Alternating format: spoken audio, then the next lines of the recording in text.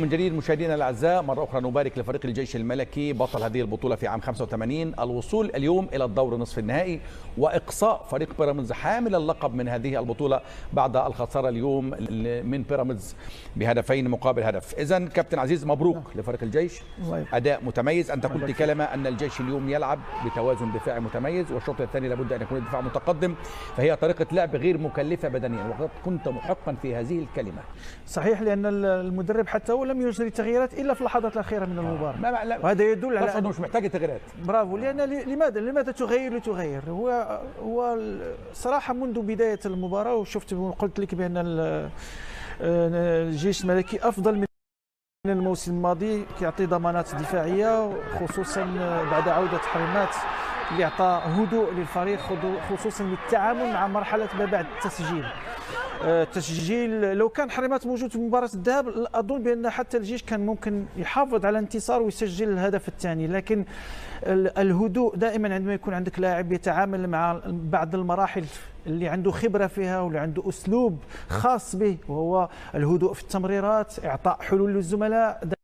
دائما عندما يكون هناك ضغط على الفريق يكون هو من يجد الحل. مهم جدا يكون عندك اللاعب. حضور ايضا رضا سليم اللي سجل هدف رائع جدا، وقلت لك بان هذا اللاعب عنده ما يعطي للجيش، عنده كثير ما يعطي، لازم انه يجتهد اكثر، لازم يهيئ نفسه اكثر، لانه عنده الامكانيات. لاعب احب اسلوب لعب، طريقه اللعب عنده رائعه جدا. شفت حتى الهدف يتسجل هدف رائع جدا من زاويه صعبه، تمريرات فحلي كانت جيده، ولكن الهدف اللي سجله رضا صعب جدا انك تسجل مثل هذه الاهداف. لاعب اخر ممكن الكره يضربها فوق المرمى، لكن اظن بان تعامل سانتوس مع المباراه كان جيد. اللاعبين قاموا بالادوار الدفاعيه في الشوط الثاني، وكما قلت لك بان الاسلوب والطريقه اللي لعب بها الجيش الملكي غير مكلفه بدنيا، لذلك كانت خطوط متقاربه. اللاعبين لعبوا تقريبا طيله المباراه بنفس الريتم بنفس النسق. صحيح بعض الفترات كنت خايف على عدم التركيز، وبعض الهدايا اللي ممكن عندما تفقد التركيز تقدم بعض الهدايا، لكن اظن بان الجيش اليوم قدم مباراه مريحه، وكنت مرتاح منذ بدايه المباراه ومطمئن على ان الجيش سوف يفوز بالمباراه. كابتن هيثم، اسباب خروج بيراميدز من وجهه نظرك اليوم؟ انا اشوف طالما اشدنا بيوريشيتش المدير الفني الكرواتي لفريق بيراميدز، ولكن النهارده كان احد اسباب الهزيمه باختياره لطريقه اللعب، باختياره لبعض العناصر.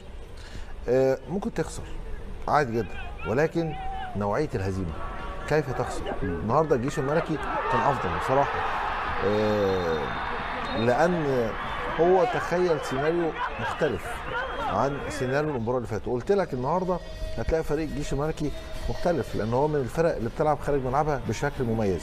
فريق لم يدخل مرماه الا هدفين، قوي دفاعيا طوال مسيرته في جروب ستيج سجل 3 اهداف، النهارده سجل فيك هدفين. فريق عدل واحد، انا من وجهه نظري واحد من افضل لعيبه في افريقيا. حريمات ده انا متابعه، ده واخد احسن لاعب في البطوله المغربيه 23 24، واخد احسن لاعب في كاس افريقيا المحليين، واخد الكره الذهبيه في كاس العرب في قطر. ومش عارف بصراحه وليد الرجلاجي لم يضمه ليه هو حاليا انضم خلاص مع محمد وهبي، سمعت كان في خلاف رسميا انضم مع محمد وهبي احسن لاعب خط الوسط في افريقيا. لاعب ممتاز، الكره بتخرج من رجله بميزان بمسطره، عارف امتى يستلم وعارف امتى يضغط. شفت الهدف الثاني اخر نفسه ازاي، ومن ثبات، حتى ما عملش تيك اوف ولا جامب، هو بالثبات بدماغه حطها في الارض، راحت في حته صعبه جدا. لعيب رائع، لعيب مميز. المباراه كانت صعبه على فريق بيراميدز، حتى ضربه الجزاء يعني حتى لو سجلت 2-2 ما انت اوت. يعني الناس انت ترى ان اليوم يوريشيتش هو السبب الرئيسي في خروج بيراميدز، وزي ما قلت لك تصريحاته قبل الماتش ان اتحاد الكره ورابطه الانديه حطوا لنا ورا حبيبي، حطوهم لك قبل كده في نهائي افريقيا وكسبت. فيعني ما تديش اللعيبه فرصه. وهو الوحيد من الفرق المصريه اللي مشاركه في افريقيا المستمر في الكاس. العب حمدان، الاهلي خرج والزمالك خرج والمصري خرج. العب حمدان باك ليفت، خسرت مركزين، خسرت مركز الباك ليفت وخسرت حمدان في وسط الملعب. العب لوحده مهند داشين في وسط الملعب، ضاع منك نص الملعب. فانا اعتقد ان جيش الملك يستحق التاهل، وهارد لك بيراميدز على المتعه اللي متعنا طوال السنوات اللي فاتت في بطوله افريقيا. تمام. اذا مشاهدينا نتحول الان الى زميل جابر العربي، معه يوسف الفحلي نجم فريق الجيش الملكي. ماذا قال بعد المباراه؟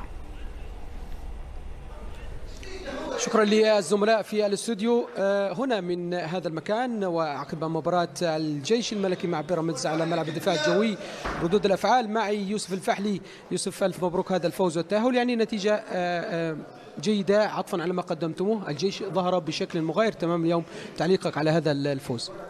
الحمد لله. اول حاجه صراحه كنشكر اول حاجه كل من ساهم في هذا الفوز هذا والتاهل هذا، من اداره، من جماهير جات ساندتنا كنشكرهم بزاف، من اللاعبين اللي صراحه تقاتلوا بزاف وحطوا اللي عندهم. فوز تاريخي وتاهل تاريخي للنادي. ان شاء الله نروح لابعد نقطه ان شاء الله ونلعبوا على اللقب ان شاء الله الموسم هذا. وثاني حاجه كنشكر بزاف الصف ميديكال والصف تكنيك اللي صاروا من اول سيونس مورا مقابله الالي، خدموا بزاف، عاونونا بزاف. كنشكر الاداره اللي وفرت لنا جميع وسائل الراحه، وكنشكر الجماهير ثانيه مره ثانيه على الحضور ديالهم حتى لمصر، وكنشكر الجماهير اللي بقات في المغرب وساندتنا، والحمد لله كنهدي هذا التاهل لجميع الجماهير المغربيه. فوز كبير وتأهل مهم، لأن هذا التأهل لم يأتي من فترة طويلة يوسف. بالنسبة للجيش الملكي، مسار التحول في هذه الصورة بشكل عام للفريق وعزيمة الرجال. كل لاعب كيطمح هذه السنة أنه يضيف اللقب الثاني للفريق. كما كنعرفوا الفريق عنده لقب وحيد، كنتمناو أن شاء الله تكون هذه المجموعة هذه آمن بنا، وإن شاء الله غنمشيو لأبعد نقطة وغنلعبوا على اللقب هذا الموسم هذا إن شاء الله. شكرا جزيلا يوسف. شكرا ليوسف الفحلي لاعب نادي الجيش الملكي، كان معي هنا من منطقة التصريحات. نعود إلى الزملاء. شكرا لزميل جابر العربي على هذا الحوار مع طبعا يوسف الفحلي نجم فريق الجيش الملكي. مرة أخرى مشاهدينا نبارك للجيش الملكي التأهل للمرة الرابعة في تاريخه إلى الدور نصف النهائي، لينتظر الفائز من مباراة الهلال غدا مع فريق نهضة بركان ليتقابل طبعا في الدور نصف النهائي. في الختام نقول مرة أخرى هارد لك لفريق بيراميدز حامل اللقب الذي ودع البطولة اليوم. مبروك مرة أخرى للجيش الملكي. أشكر ضيوفي الأعزاء كابتن هيثم فاروق، شكرا جزيلا. شكرا محمد. هارد لك لبيراميدز. كابتن عزيز بن نجم، نشكرك شكرا جزيلا. بارك الله فيك. طريقة غير مكلفة بدنيا، برافو عليك. شكرا جزيلا كابتن، بارك الله فيك. بارك الله فيك. إذن مشاهدينا بعد قليل تلتقون والزميل أمين السبتي واللقاء المرتقب بين الأهلي المصري والترجي الرياضي التونسي. شكرا لكم.